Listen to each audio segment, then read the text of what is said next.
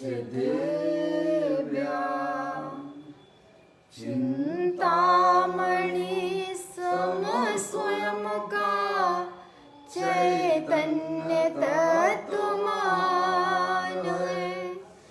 निज का करूं मैं चिंतवन निज का करो श्रद्धान्वित शोधा तुम्हारी देव है जो गुण अनंत निदान है मैं स्वानुभव में देख लूं आत्मा स्वयं भगवान है मैं स्वानुभव में देख लूं आत्मा स्वयं भगवान है।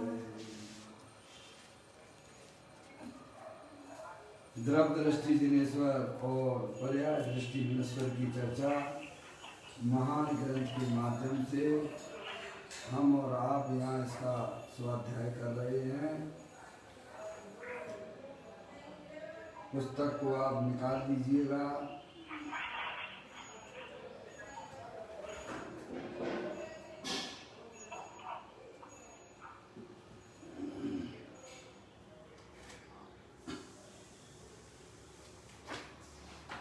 आज का बोल है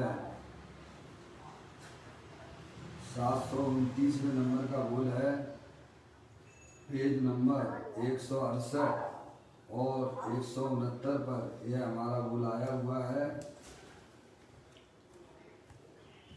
बहुत सुंदर बोल है। आचार्य भगवंतों की अपेक्षाओं को हमें समझना चाहिए। अपनी वर्तमान पर्याय में किसी प्रकार का भ्रम नहीं रखना चाहिए, क्योंकि यह मनुष्य पर्याय महान दुर्लभ से मिलती है। समझ में आया? इसीलिए जैन दर्शन आपको मिला है। हरियंत परमात्मा की वाणी स्वाध्याय ग्रंथ मिले हैं, तो हमें भली भांत अच्छी तरह से उनके अभिप्रायों को समझना चाहिए। नहीं तो भाई साहब अनंत बार मनुष्य पर्याय मिली और यूं ही हमने अज्ञानता में गंवा दी। अपनी पर्याय में किसी भी प्रकार का भ्रम नहीं रखना।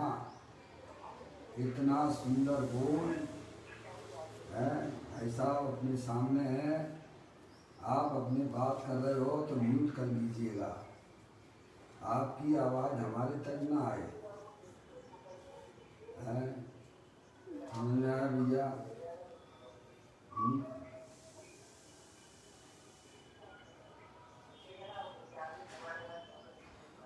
हाँ इसमें होगा बोल। इसमें ये आवाज़ आ रही है। पुष्पा ये घंटे से जो बहन है जरा ध्यान दें, जो भी हैं। पुष्पा भैया थोड़ा अपना म्यूट म्यूट कर लीजिए मोबाइल को। द्रव्य और पर्याय की बात है। द्रव्य भी अमूर्तिक है, अरूपी है। आप नहीं सुन रहे हो तो मुझे जबरन काटना पड़ जाएगा। समझ में आया? देख लीजिए। देखो अपने इसमें वॉल्यूम चालू कर।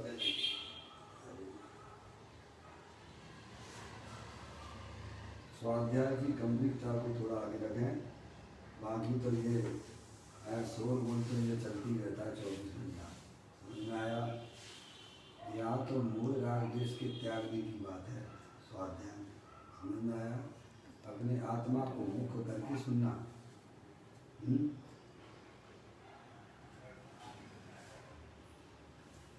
बात ये चल रही थी कि अपनी जो आत्म वस्तु है वह अरूपी है, अमूर्तिक है, और उसकी पर्याय भी अरूपी है, अमूर्तिक है। उसकी चर्चा यहाँ अपन को करना है। इसीलिए उपयोग की एकाग्रता आपकी बहुत जरूरी है। समझ में आया? नहीं तो हमें कुछ भी समझ में नहीं आएगा। ठीक है? देखिएगा, मैं यहाँ प्रारंभ करता हूँ गुरु को।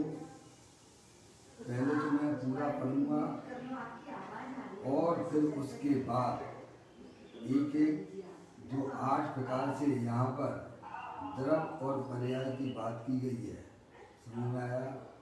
8 प्रकार से आगम में जो भी बातें आती हैं, पर्याय की बातें आती हैं, उनको हमें समझना चाहिए, उनका क्या प्रयोजन है, समझ में आया? वो यहाँ पर यह चर्चा है। मैं यहाँ प्रारंभ करता हूँ।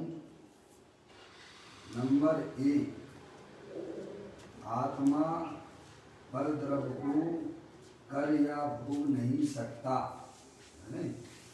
ऐसा जानकर पर द्रव का कर्ता भोक्तापना छोड़कर स्व सन्मुख होना है।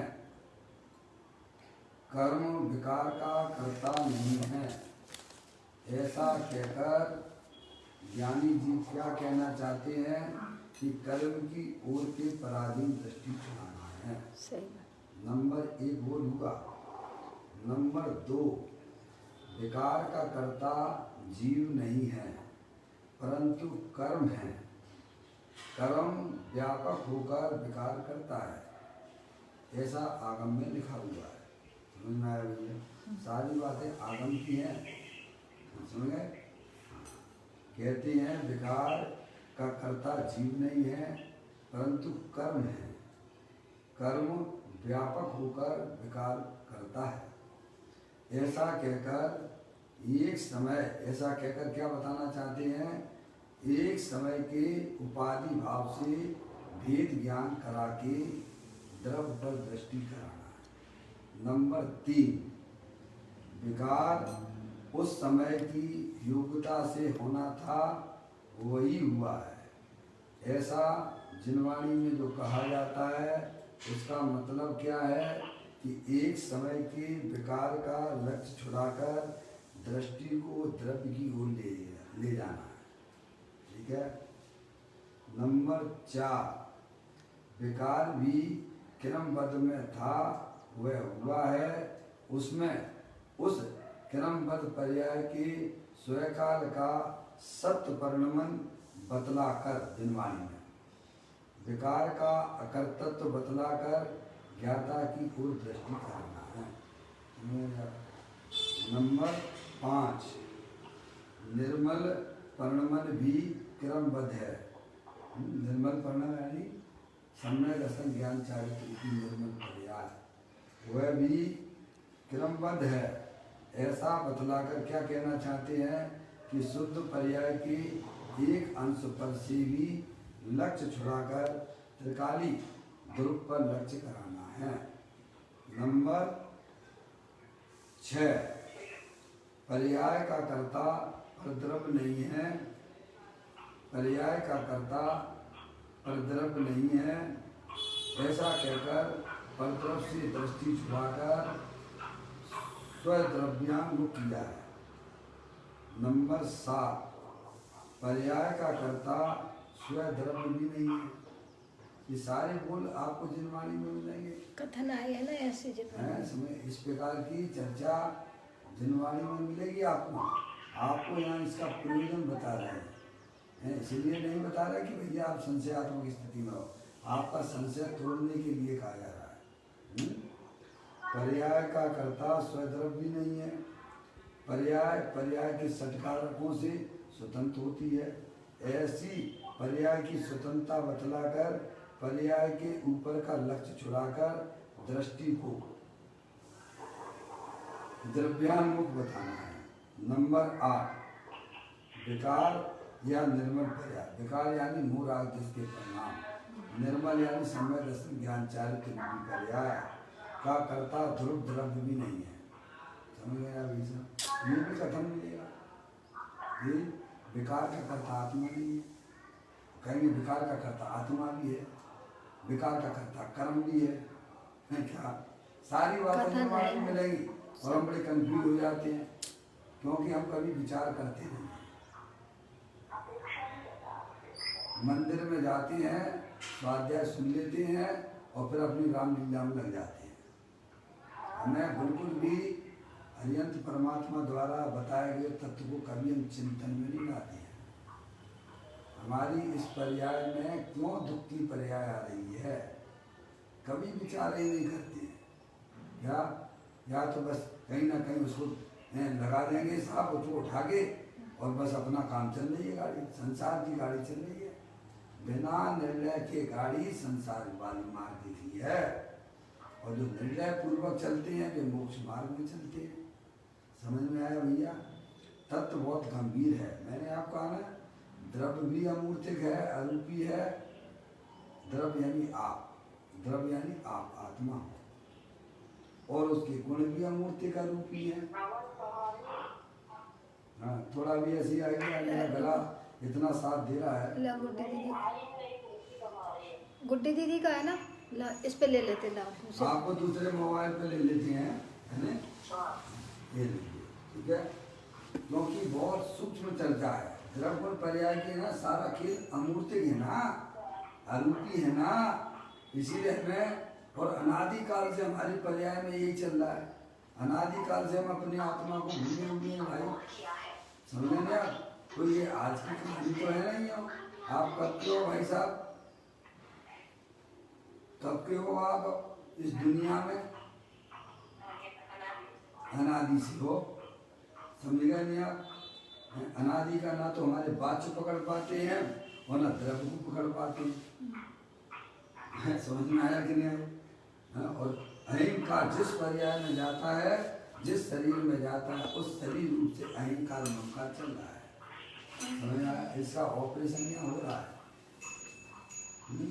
ताई स्नो भव मन थिरान जो चाहो अपनो कल्याण।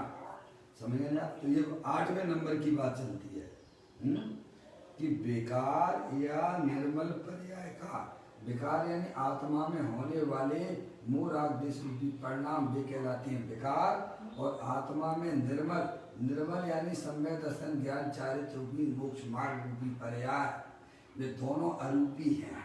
कैसी हैं? दोनों अरूपी। दुख भी आपका अरूपी है और आनंद भी आपको अरूपी लेना है। समझ में आया? तो कहते हैं बेकार या निर्मल पर्याय का कर्ता ध्रुव द्रव्य भी नहीं है। गजब हो गया। अभी ऊपर तो सारी बातें हमें बता दिया थे, आगम में तो ये लिखा है कि बेकार का करने वाला आत्मा है। अभी हमारे डॉक्टर साहब है नहीं है, अपने पिताजी की थोड़ी सेवा में लगे हुए हैं, अस्वस्थ हैं वो, है? समझ नहीं? अब चर्चा हुई थी, आगम में तो लिखा है कि बेकार का करने वाला आत्मा। मैंने कहा नहीं लिखा है ना, अरे यही बोलों पे लिखा हुआ है। उसका मतलब क्या है कि पर द्रव्य बेकार नहीं कराता है, आत्मा स्वयं अपनी अज्ञानता से बेकार करता है। समझ में आया? उसका मतलब ये है, क्या है? हमारी आत्मा में जो मोह राग देश का परिणाम होता है वह बेकार पर द्रव्य नहीं कराता है। पर द्रव्य में क्या क्या ले लेना? 9 क्रम ले लेना, द्रव्य क्रम ले लेना भाई साहब। समय भाव कर्म तो स्वयं ही बेकार है ना, क्या? उसके कारण से हमारी आत्मा में बेकार नहीं होता है। तो बेकार आत्मा स्वयं ही करता है। उसका मतलब क्या? ये शब्द जहाँ आया है उसका मतलब ये कि अज्ञानता से होता है। किससे होता है? अज्ञानता। अज्ञानता से होता है। अभी मैं आपको गाथा सुनाऊंगा अभी थोड़ी थोड़ी। कहते हैं बेकार या निर्मल पर्याय का कर्ता ध्रुव द्रव्य भी नहीं है, परंतु वह पर्याय ही पर्याय का कर्ता है। बंद मोक्ष परिणाम को ध्रुव द्रव्य नहीं करता, ऐसा बतलाकर पर्याय की सन्मुखता छुड़ाकर ध्रुव की सन्मुखता कराना। देखो ये सारे बोल अपन ने आप पढ़े 729वें नंबर के बोल में ध्रुव दृष्टि में सब बातें आगम की हैं। किसकी हैं? ये सारे तरह के बोल आपको इसी प्रकार के मिलेंगे। उसमें आपको करना क्या है? उन सब चर्चाओं का प्रयोजन क्या है? अच्छा ये बताओ, आप स्वाध्याय के लिए करते हो? आप भगवान की पूजा किस लिए करते हो? आप अनुव्रत महाव्रत के लिए करते हो? आप ही बता दीजिए। भगवान से तो फिर बाद में पूछ लेंगे अपन। हैं? आप भगवान की पूजा काय के लिए करते हो? भगवान के दर्शन काय के लिए करते हो? सुखी होने के लिए।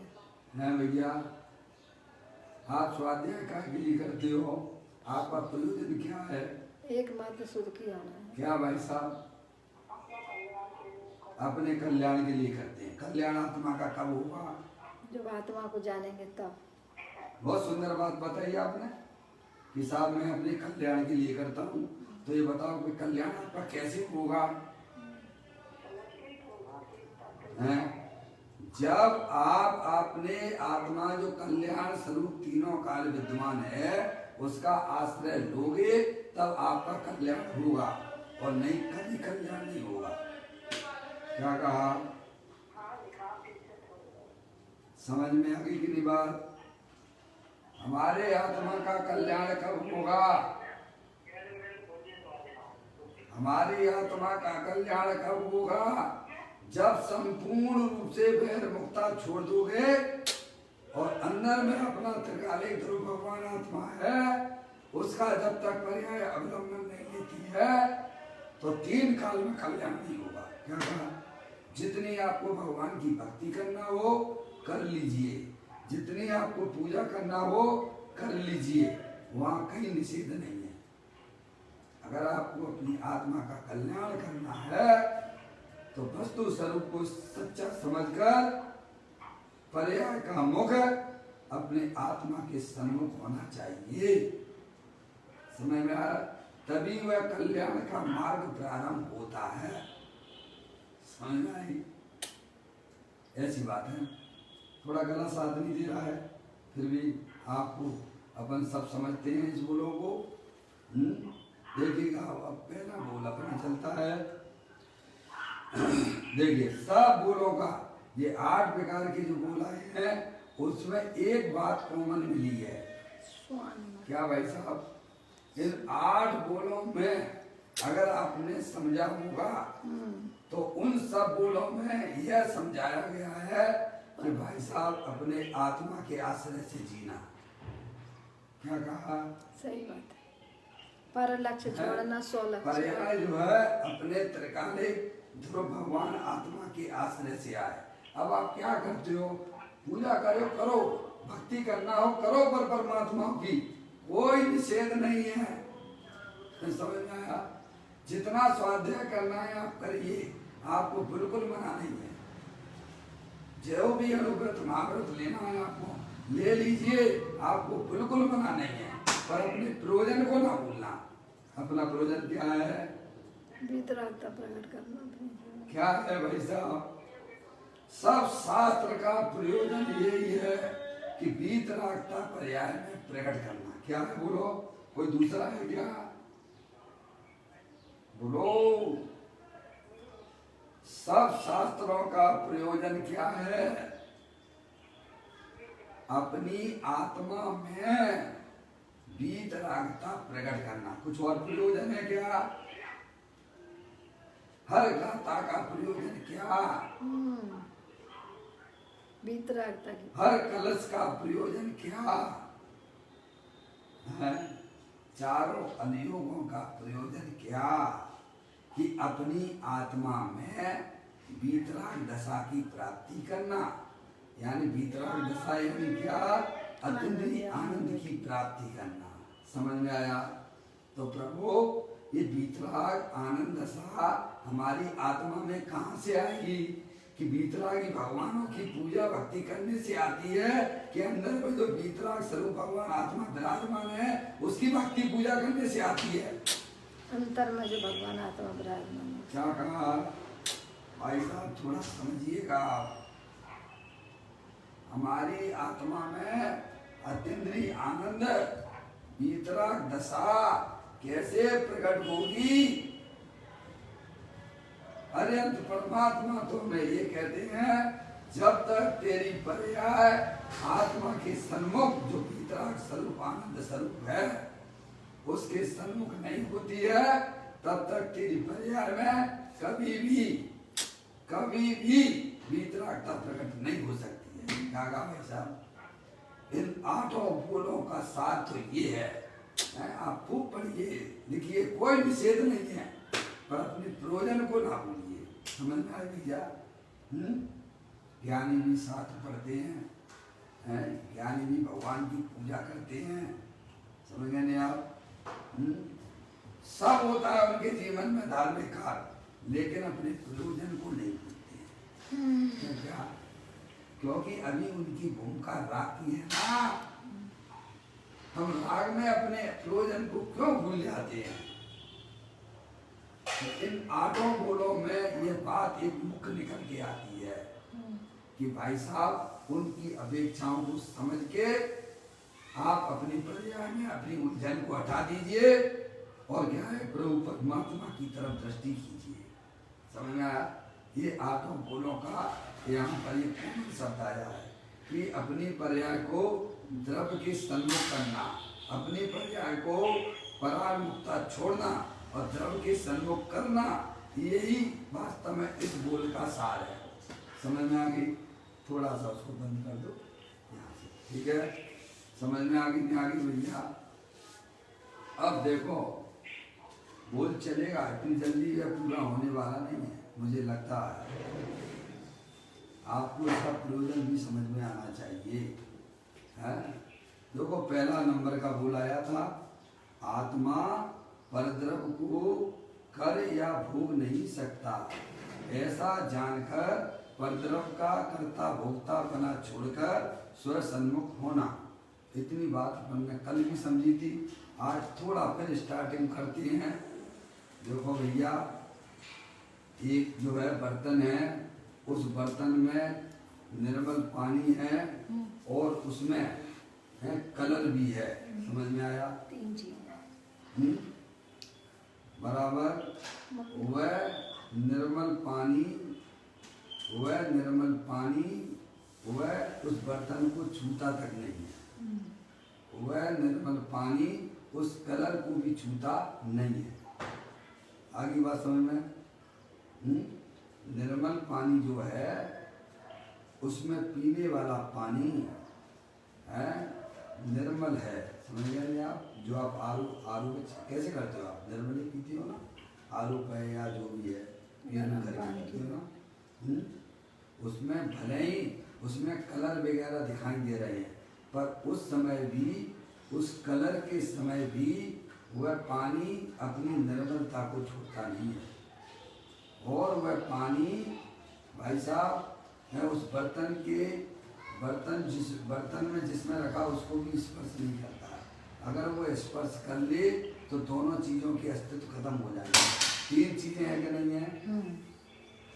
तीन चीज़ें हैं कि नहीं है? बर्तन है, पानी है उसमें पीने वाला, और उसमें कलर भी डला हुआ है। समझ में आया भैया? और सबके चतुष्टय अलग अलग हैं। कैसे हैं? बर्तन देखो अलग है कि नहीं है? पानी अलग कर दो, देखो बर्तन अलग हो जाएगा कि नहीं हो जाएगा? पहले से अलग है कि अलग उससे करना पड़ेगा आपको? अलग ही है पहले से।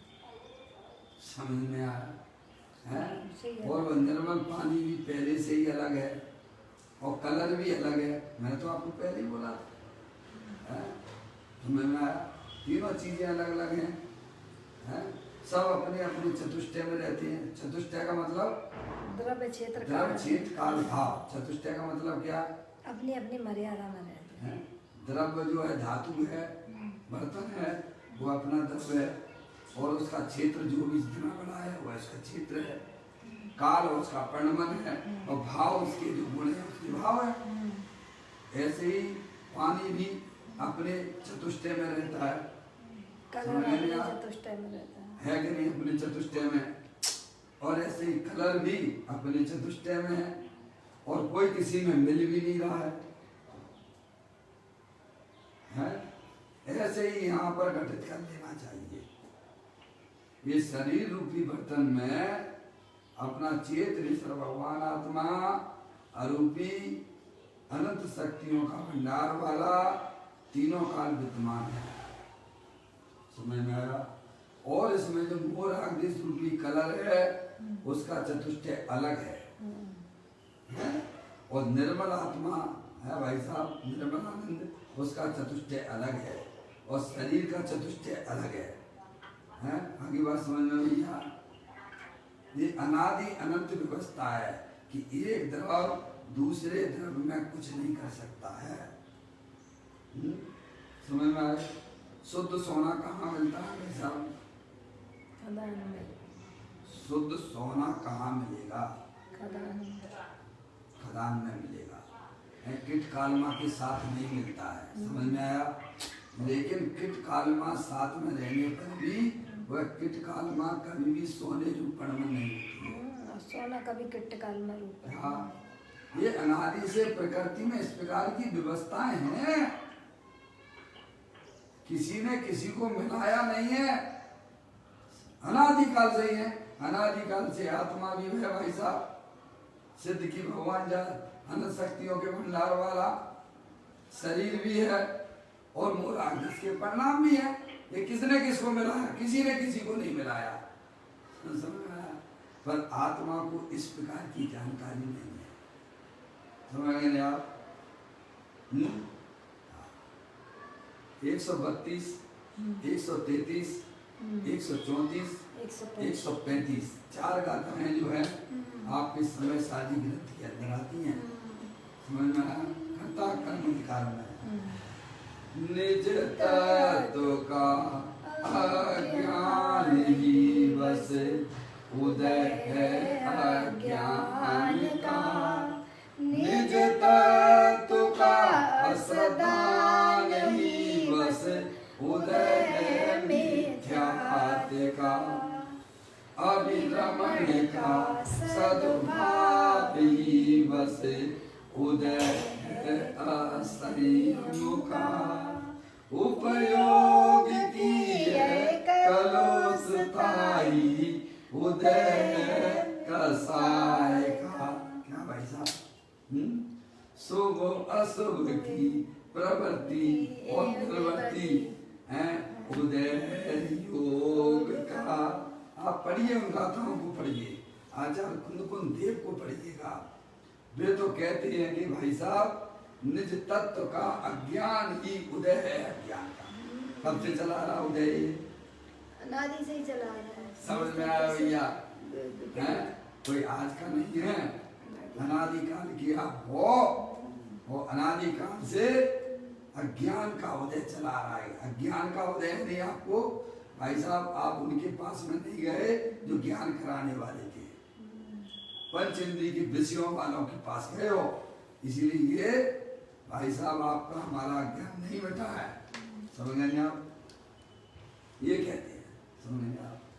ये अनादिकालीन हमारी आत्मा में अपने आत्मा को भूला हुआ हूँ तो विज्ञान घन भगवान आत्मा अनंत शक्तियों के भंडार वाला हूँ।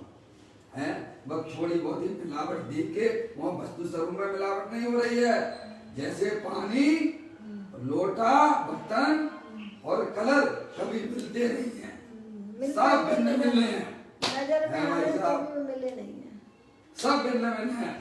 ऐसे ये शरीर और चैतन्य स्वरूपी भगवान आत्मा अनंत शक्तियों के भंडार वाला और ये मोरा देश के परिणाम सबके चतुष्टय भिन्न भिन्न है।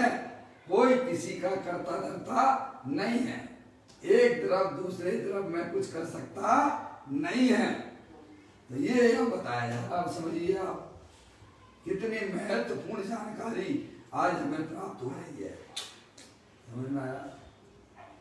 तो यहाँ कहते हैं कि आत्मा परद्रव्य को कर या भोग नहीं सकता। क्यों? क्योंकि परद्रव्य का चतुष्टय अलग है और आत्मा का चतुष्टय अलग है। समझ आप? और निरंतर किसके कर्ता बन रहे हैं? शरीर के कर्ता, बाहरी पर पदार्थों की कर्ता बन जा रहे। काय के लिए बन रहे हो? निज तत्व का अज्ञान ही बस उदय है अज्ञान का, निज तत्व का अश्रद्धा नहीं बस उदय है मिथ्यात्व का। समझ में आगे कि नहीं आगे भैया? निज तत्व का ज्ञान भी नहीं है और निज तत्व में श्रद्धा भी नहीं है। ये कहानी कब की चली आ रही है श्रीमान जी? अनादि से चली आ रही है। आपको हमको यह जिनवर देव का जो तत्व आज सुनने को मिल रहा है, इसके पीछे महान पुण्य का उदय समझना चाहिए। सही बात है। और हमने इसे हंसी मजाक में ले लिया तो आपने अपनी आत्मा को बहुत पीछे कर दिया। समझ में आया? तो यहाँ कहते हैं आत्मा परद्रव को कर या भोग नहीं सकता, क्योंकि दोनों की चतुष्टय भिन्न है। देखो आत्मा ना तो शरीर का कुछ कर सकता है, ना शरीर से बाहरी पर पदार्थों को कर सकता है। आप अपनी ज्ञान की पर्याय में उसको निर्णय तो करो। आत्मा राग को भी नहीं कर सकता, क्योंकि राग का चतुष्टय भी भिन्न है। सब भिन्न भिन्न है भाई। हम इसका भला कर दे, इसका बुरा कर दे। ज्ञान तक ये घूमते फिरते रहते हैं। पागलपन है। समझ में आई भैया? ऐसा जानकर अब क्या करना? ऐसा जानकर आपने सबके चतुष्टय को पहचान लिया तो अब क्या करना? अपने तो सौ चतुष्टय ऐसा जानकर परद्रव का कर्ता भोक्तापना छोड़कर स्वसन्मुख हो जाना। क्या करना? जब मैं कुछ कर ही नहीं सकता हूँ तो चुपचाप शांति से अपने आत्मा के स्वरूप को पहचान कर अपने आत्मा का आनंद लेते रहना। क्या करना है? श्रीमद् रामचंद्र जी कहते हैं आत्मा को समझे और फिर समा जाओ। क्या बोले वो? समझो और समा जाओ बस। है भाई साहब, आत्मा को समझो और समा जाओ। ये मारे है भाई साहब। जब मैं परद्रव का करने धरने वाला नहीं हूँ, जब मैंने अपनी वर्तमान ज्ञान की पर्याय में निर्णय कर लिया है, तो उपयोग अपने आप वहां से कर्तव्य भोक्तव्य की बुद्धि से विरह हो जाता है और क्या है परमात्मा के सन्मुख हो जाता है। समझे? तो आपने इस तत्व को समझा। क्या कहा? तो आपने अरिहंत भगवान के तत्व को समझा। और अगर आपने भाई साहब समझ में नहीं आई तो कर्तव्य भोक्तव्य के कारण से अजीब दुखी हो रहा है। कहाँ से दुखी हो रहा है? कर्तव्य भोक्तव्य के ही कारण हो रहा है। बोलो। बाइया कहती है कि रोटी हमने बनाई है और पुरुष कहते हैं कि पैसा कमा के हम लाते हैं। दोनों ही अज्ञानता में है भैया। काहे से दुखी है? अपने कर्तव्य के कारण। अरे दोनों जानने वाले थे, वो जानने वाले थे। दोनों ने अहंकार किया कि मैं रोटी बनाने वाली हूँ, मैं कमाने और पुरुष कहते कि मैं रुपया पैसा कमा के लाने वाला हूँ। मैं नहीं लाऊं। गाड़ी चल रही है दोनों की, संसार की गाड़ी ब्रह्म ही चल रही है। ब्रह्म। अरे भाई तुम तो जानने देखने वाले भगवान आत्मा हो। सभी जीव जानने देखने वाले हैं, सब अज्ञानता से दुखी हो रहे हैं। कहाँ से दुखी हो रहे हैं? अज्ञान विधाता है। निज तत्व का अज्ञान ही बस उदय है। अज्ञान। अरे आप तो जानने देखने वाले भगवान आत्मा हो, अरूपी हो, अनंत शक्तियों के भंडार वाले हो भाई। प्रकृति ने तुम्हें गिफ्ट के रूप में दिया है। प्रकृति ने तुम्हें गिफ्ट के रूप में चेतनेश्वर बताया है। सही बात है। तुम उसका भोग करो, तुम उसको समझो और निरंतर अपने आत्मा की अस्थि की मस्ती में मस्त हो जाओ। है यह ज्ञानियों की अंदर की करुणा है। सुख शांत रस से लबालब ये ज्ञान सागर आत्मा, विभ्रम की चादर हटा सर्वांग पर घट आत्मा। हे बाबू जन इस लोक के सब एक साथ नाइए, इसे ही अपनाइए, इसमें ही मग्न हो जाइए। ज्ञानियों के अंदर की करुणा वृत्ति है। चूल का निमंत्रण। हे जगत के जीवो, कोई दुख रूप अनुभव ना करो, सब आनंद स्वरूप है। आनंद स्वरूप रहिए भाई। समझ में आया? ऐसा हमें समझाते हैं। दोनों तरफ भिन्न भिन्न है तो आपकी पर्याय में कर्तृत्व भोक्तृत्व की बुद्धि छूट जाना चाहिए। तो आपने अरिहंत भगवान के द्वारा बताए हुए तत्व को समझा है, समझ में आया। जब वह परिणति पर के कर्तृत्व भोक्तृत्व की बुद्धि से छूटती है तो उसको फिर अपना क्या है, प्रभु परमात्मा ही एक शरण होता है, समझ गए आप। तो सच में उसकी कर्तृत्व भोक्तृत्व बुद्धि छूट जाती है। ये बात निकली इसमें से। आत्मा परद्रव को कर या भोग नहीं सकता ऐसा जानकर, परद्रव का कर्ता भोक्तापना छोड़कर सबके कैसे दुखी है भाई साहब। एक करता तो भोगता बच्चों को मैं इतना पढ़ाया, इतना पैसा खर्च किया, ये एक मेरी नहीं सुनते हैं, एक मेरे काम नहीं आए, एक मेरा काम नहीं करते हैं, कहाँ से दुखी है। काम बनिया सब स्वार्थी है। समझ में आ रहा, सब कर्तव्य बुद्धि से दुखी हो रहे हैं, समझ में आ भैया। अरे तत्व का अज्ञान हो, और वो भी ज्ञाता है, स्वतंत्र और सबके हृदय कर्म रूपी कंप्यूटर फिट है सबके पास। सही बात है। समझ में आया, तुम घर में रहने वाले नहीं हो। तो कहते हैं ऐसा जानकर परद्रव का कर्ता भोक्तापना छोड़कर स्व सन्मुख होना, बस दुनिया जाए बाढ़ में, ज्ञानानंद खाओ आड़ में। क्या भाई साहब, अरे आड़ में क्या तुम खुले आम खूब खाओ, कोई को पता ही नहीं चले, समझ गए आप। वो भीड़ भाड़ में भी हो ना तो भी तुम अपना ज्ञानानंद स्वरूप आत्मा का भोग कर सकते हो। क्या कहा, कितना भी शोरगुल होता हो तो भी तुम्हारे आत्मा का आनंद देने में कोई तुम्हें रोक नहीं सकता है। ऐसी आत्म वस्तु देह जीवन में विराजमान है। एक बात तो ये समझाई। फिर कहते हैं कर्म विकार का कर्ता नहीं है। देखिएगा, देखिए अभी नीचे कहेंगे कर्म विकार का कर्ता है, अभी यहाँ कह रहे कर्म विकार का कर्ता नहीं है। ये सारी बातें आकर में लिखा पड़ी हैं, समझ में आया। तो कहते हैं कर्म विकार का कर्ता नहीं है, ऐसा कहकर कर्म की ओर की पराधीनता दृष्टि छुड़ाना है। जहाँ ये बात आती है कि कर्म जो है विकार का कर्ता नहीं है, तो विकार का कर्ता कौन है, कि विकार का करने वाले तुम स्वयं हो। कौन है, बोलो आप थोड़ा हमारे साथ में बोलो। विकार का करने वाला कौन है, कर्म नहीं है, तो विकार का कर्ता कौन है, स्वयं है। ठीक है, स्वयं क्यों है, विकार क्यों पैदा हुआ, तो कहते अज्ञानता से पैदा हुआ। क्या हुआ, आगे ने बात घूम फिर के आगे ने वहीं पर, विकार का कर्ता कर्म नहीं है यानी परद्रव्य नहीं है। हमारी आत्मा में जो भी मोराग्निश के परिणाम होते हैं वे मोराग्निश का करने वाला वह परद्रव्य नहीं है। कर्म भी परद्रव्य है, नौ कर्म भी परद्रव्य है। समझ में आ गई भाई साहब। तो वह विकार क्यों होता है, तो कहते हैं विकार का कर्ता अज्ञानी जीव स्वयं है। अज्ञानी इसीलिए है क्योंकि वह अपने आत्मा के स्वरूप को जानता नहीं। उसका मतलब ये निकला, समझ गए आप, ये इसका प्रयोजन।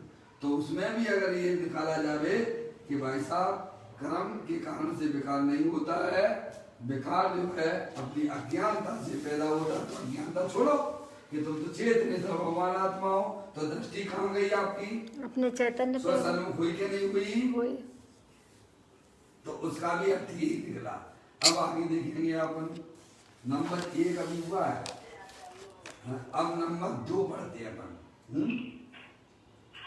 विकार का कर्ता जीव नहीं है। क्या कहा, समझ गए आप, विकार का कर्ता जीव नहीं है परंतु कर्म है। देखिए आप कर्म को दे दिए यहाँ पर। अब जो है जीव की गलती नहीं, विकार का कर्ता कर्म, ये सब आगम में है। सबको ऐसा प्रयोजन किया है, प्रश्न ये है बैर मुक्ता छोड़ाना, अंतर मुक्ता कराना, बस बहुत इसमें बहुत रहस्य भरा हुआ है। विकार का कर्ता जीव नहीं है परंतु कर्म है, कर्म व्यापक होकर विकार करता है। ऐसा शब्द आपको जनवाणी में पढ़ने को मिलेगा, पर घबराना नहीं, उसका प्रयोजन समझना। ऐसा कहकर एक समय के उपाधि भाव से भेद ज्ञान करा के द्रव्य पर दृष्टि कराना। उपाधि भाव क्या है? मोर आदेश की परिणाम, ये आत्मा की उपाधि है। क्या है? उपाधि भाव है। समझ गए नहीं आप? एक कर्म की उपाधि है। विकार का कर्ता जीव नहीं है, परंतु कर्म है। कर्म व्यापक होकर विकार करता है। ऐसा कहकर एक समय के औपाधिक भाव, उपाधि रूप भाव यानी मोर आदेश की परिणाम, उससे भेद ज्ञान करना। किससे करना? एक उपाधि भाव से, और मैं चेतनेश्वर भगवान आत्मा हूँ, ऐसा भेद ज्ञान करके बिल्कुल शांत अपने गायक परमात्मा की दृष्टि करना। तो फिर जो विकारी भाव होते थे वे भी आपके चले जाएंगे। अब जो उपाय करिए आप, अब जो उपाय तो करते नहीं हो और वहीं उलझे रहते हो कि साहब देखो यहाँ ये लिखा है, वहाँ वो लिखा हुआ है, अच्छा सब जगह सब कुछ लिखा है, तुम्हें करने क्या ही बताओ। चुपचाप शांति से बैठने हैं कि नहीं बैठने हैं? और बैठने की बात अगर करेंगे तो आप 6वें 7वें गुणस्थान में चले जाओगे। कहाँ चले जाओगे? क्या कहा? प्रमाद की दशा में चले जाते। इस ग्रंथ में ये लिखा है, उस ग्रंथ में वो लिखा है, खूब चर्चा करके घंटों बैठ के सामने वाला समझेगा कि भाई साहब देखो क्या बढ़िया सुंदर चर्चाएं चल रही, कितना धर्म हो रहा है। और फिर हम जो आपसे कहेंगे चुपचाप शांति से बैठ जाओ, चर्चा बहुत हो गई, अब चलिए करो। क्या करना? अब चर्चा को बंद करो और चलिए करो। भाई साहब चलिए, समझ गए? उसमें रमण करो। पंच इंद्रिय के विषयों का लक्ष्य छोड़ दो और अपने क्या है प्रभु परमात्मा में चलिया करो, चरण करो। जब उसको ये बात कह देते हैं तो उसको ऐसी काटती है कि जेल में कौन सी बात कर दी। क्या हो गया? क्योंकि वो बैठ ही नहीं सकता है, केवल मात्र चर्चा तक ही हमारा तत्व रह गया। आत्मा में बैठने की बात करी जाएगी तो भाई साहब उठ के खड़ा हो जाएगा, फिर दूसरा इंद्रिय का विषय देखेगा, फिर कर्ण इंद्रिय का देखेगा, फिर रसना इंद्रिय का देखेगा, फिर चक्षु इंद्रिय के विषय में चला जाएगा। कहाँ चला जाएगा? यही कर रहा धर्म के नाम पे। क्या हो रहा भैया? अपनी अपनी देख लो पर्याय में क्या हो रहा है। हम धर्म के नाम पर क्या करते हैं? ज्ञानी कहते हैं चर्चा को समझकर भाई साहब अब अपनी आत्मा की तरफ बढ़िए, अपने आत्मा का अनुभव कीजिए तो आपकी चर्चा वह सार्थक कहलाई। समझ गए? वो काम कभी नहीं करते हो आप। हैं? 10 मिनट में आपसे कहता हूं कि भाई साहब बिल्कुल शांति से सबसे हट जाइए, किसी की तरफ बिल्कुल मत देखिए। अंदर जो चेतनेश्वर भगवान आत्मा है, जो कि अनंत शक्तियों की भंडार वाला है, जिसका सेवन अरियंत परमात्मा करते हैं, जिसका सेवन सिद्ध परमात्मा करते हैं, जिसका सेवन साधु परमेष्टि करते हैं, वह अंदर दे देवन में विराजमान है। आपकी इच्छा नहीं होती है क्या? 10 मिनट शांति से बैठ नहीं पाते हो क्या भाई साहब? अरे मंदिर में जाते हो तो निश्चय निश्चय 3 बार बोलते हो। बोलो, बोलते हो कि नहीं बोलते हो? हैं? निश्चय निश्चय का क्या अर्थ है भाई? सर्व सांसारिक विकल्पों को छोड़ के भगवान के दर्शन करना और अपनी आत्मा से मिलना हो तो है भैया। अरे पर परमात्मा से मिलने के लिए भी सब सांसारिक विकल्पों का त्याग करके तब वह भगवान के दर्शन होते हैं। और यहाँ अपने आत्मा से मिलना हो तो कितने सारे विकल्पों को लेके तुम बैठोगे? बोलो भाई साहब, हैं? हो जाएंगे अनुभव क्या? पॉसिबल नहीं है। समझ में आया? तो इस बोल में इतना समझाया जा रहा है कि विकार का कर्ता जीव नहीं है, परंतु कर्म है। कर्म व्यापक होकर विकार करता है। ऐसा कहकर, यानी जिनवाणी में ये शब्द आया है, ऐसा कहकर एक समय के उपाधि भाव यानी मोह राग देश के जो परिणाम है उनका लक्ष्य छोड़ दीजिए। क्या करना?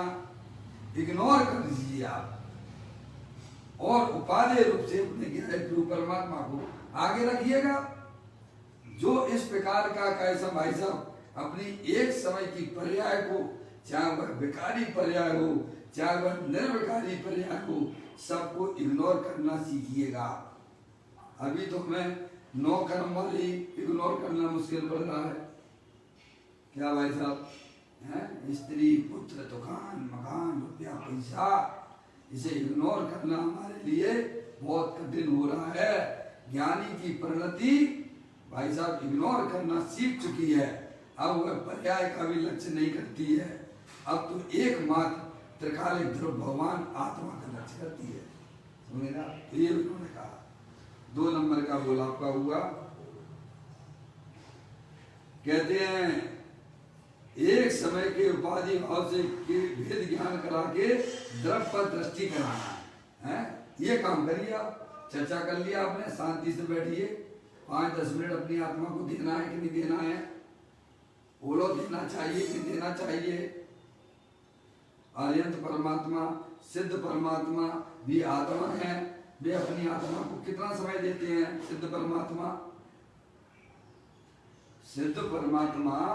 अपनी आत्मा को कितना समय देते हैं? रहिए अनंत काल यथा तथा शिव पर्ण में। और वैसी आत्मा हमारे पास में भी है, तो हमें ईमानदारी से 10 मिनट देना चाहिए कि देना चाहिए? ईमानदारी से कह रहा हूँ, समझ में आया? पर हम कहाँ देते हैं? इस भौतिक बाल में इतने भागे जा रहे हैं।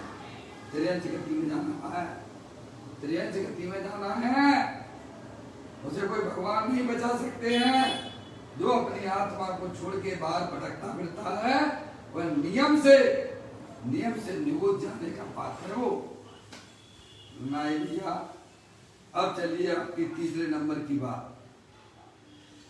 विकार उस समय की योग्यता से होना था, वही हुआ है, ऐसा कहकर ये जनवाणी में आया है।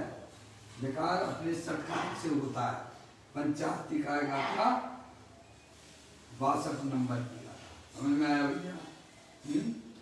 कहते हैं विकार उस समय की योग्यता से होना था, वही हुआ है, ऐसा कहकर एक समय के विकार का लक्ष्य चला गया। यहाँ भी क्या वो आया चला गया, एक समय के बाद का होता है विकार, अपने काल में आता और चला जाता है। आपको क्या तकलीफ है? अरे कोई भी आए जाए है भाई साहब, मंदिर में कोई भी व्यक्ति आए और चला जाए तो आपको कोई तकलीफ होती है क्या? है मंदिर में कोई भी व्यक्ति आए, सबको अधिकार है ना भगवान के दर्शन करने का। है समूह में तो हमारे यहाँ त्रियंच गति के जीव भी बैठते हैं। बोलो बैठते हैं कि नहीं बैठते हैं? मंदिर में कोई भी आए जाए, उनको क्या लेना देना है? ऐसे ही हमारी पर्याय में जो राग की उत्पत्ति होती है, वो आती है चली जाती है। उनको क्या की तकलीफ है? तुम तो भगवान आत्मा हो, जानने देखने वाले हो, तुम क्यों उसके साथ में उठ खड़े हो गए?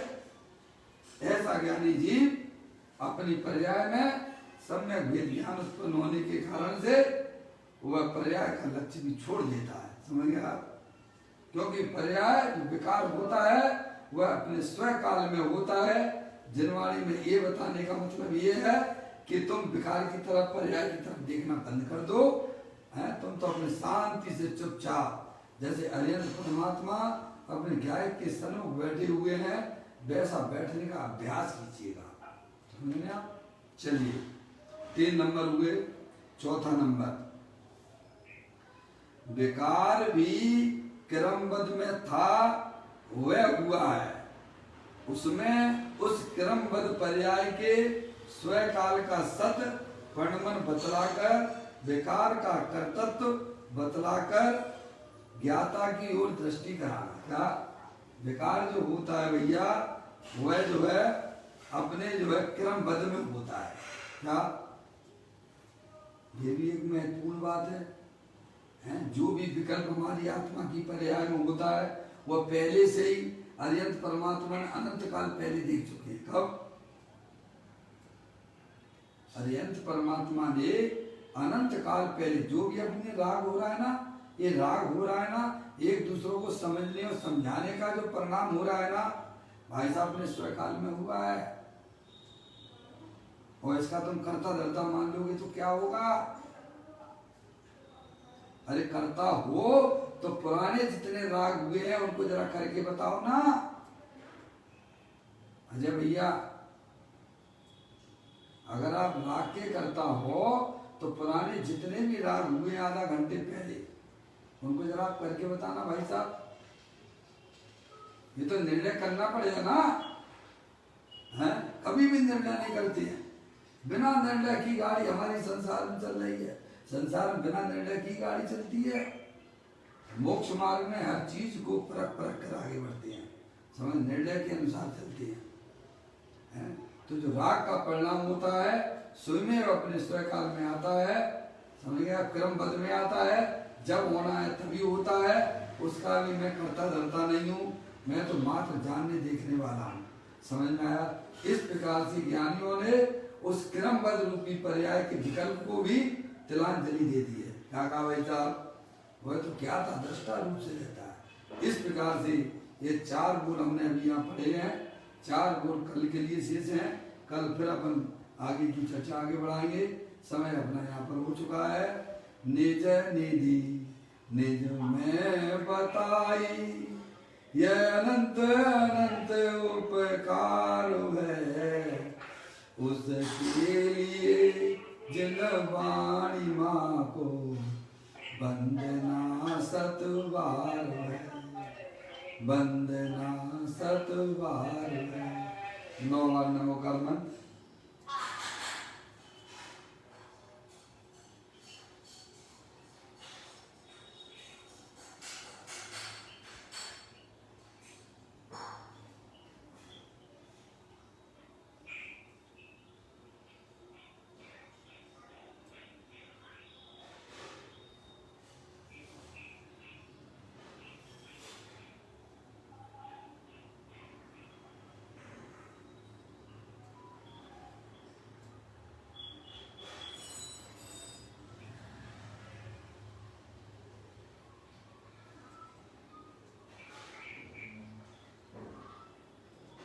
गुरु तत्संग दिनवाणी माता की जय। महान जैन धर्म की जय। सभी साधर्मी आत्मार्थी बंधुओं को सादर जय जनेन्द्र, जय जनेन्द्र, जय जनेन्द्र, जय जनेन्द्र।